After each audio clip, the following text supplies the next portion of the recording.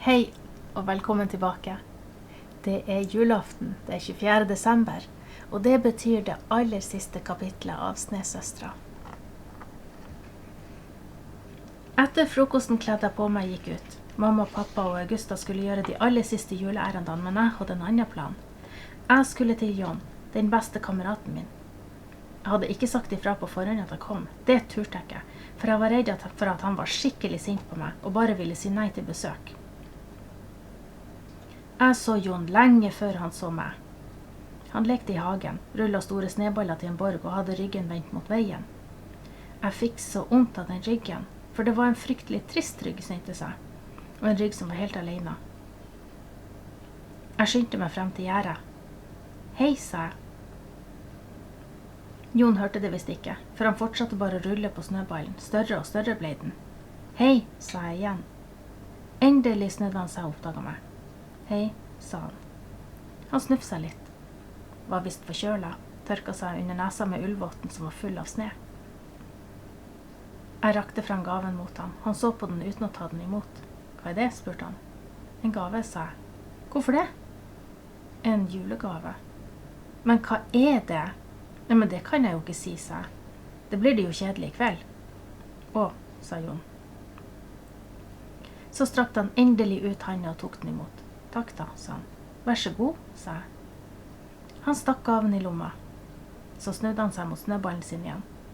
Han la seg på den med hele vekta si, men han var jo ikke så tung, så han klarte visst ikke å rikke den.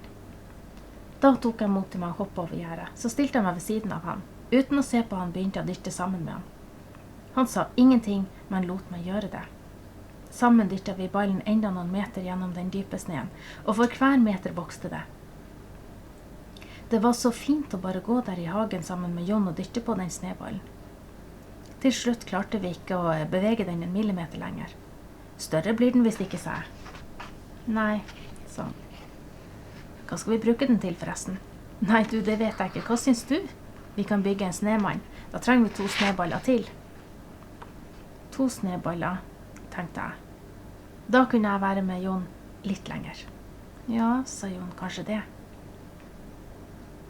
Eller, sa jeg, så kan vi bygge en borg, men da trenger vi mange sneballer. Minst 8, tenkte jeg, og da kunne jeg være her skikkelig lenge, kanskje i en hel time. Sa John, jo, det går vel kanskje an.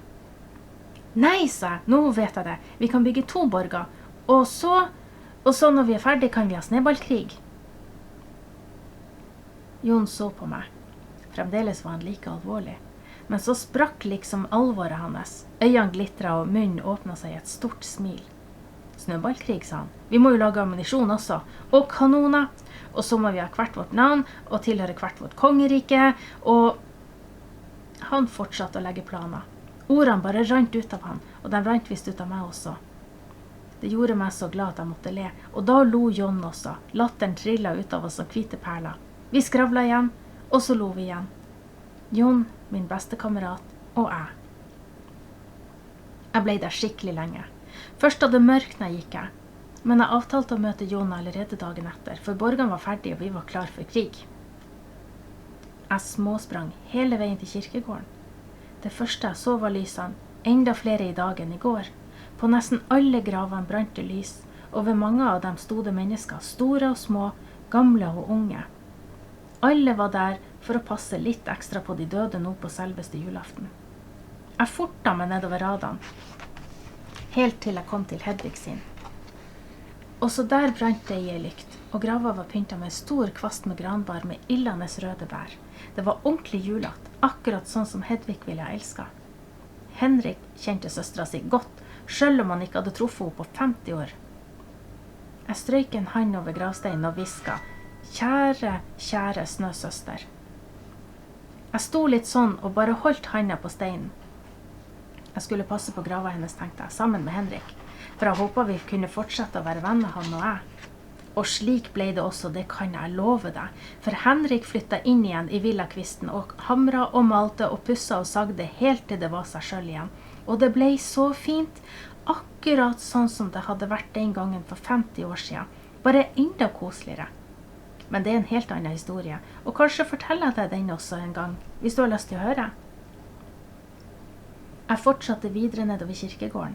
Det ble stadig mørkere, og alle menneskene som besøkte kirkegården ble til svarte skygger. Men 3 av skyggene skilte seg ut fra de andre. Jeg kjente dem igjen med det samme. Mamma, pappa og Augusta. De sto allerede ved Junis grav. Jeg fortet meg bort til dem. Ingen sa noe, men pappa trakk meg inn til seg, og jeg kunne kjenne varmen fra den store kroppen gjennom vinterfrakken hans. Mamma børsta vekk snø fra gravsteinen. Der sto navnet hennes, navnet til søstera mi, Juni. Vi bøyde oss ned, alle 4, og sammen børsta vi vekk resten av sneen, både fra steinen og fra det lille bedet foran den. Så tok pappa frem 5 små lykter. Han satte dem i en sirkel foran grava. 5 lys, sa han. For oss 5. I midten satte mamma noen hvite blomster i en potte. Julerosa, sa hun. De tåler frosten. Rosa til Juni, sa Augusta. Det liker hun. Så reiste vi oss stille og stilte oss tett rundt graven. Augusta og jeg sto i midten, mamma og pappa på hver sin side. De strakte ut en hånd hver mot graven, og en mot oss, så holdt vi hverandre alle 5. God jul, Juni, sa jeg. God jul, Juni, sa vi alle i kor.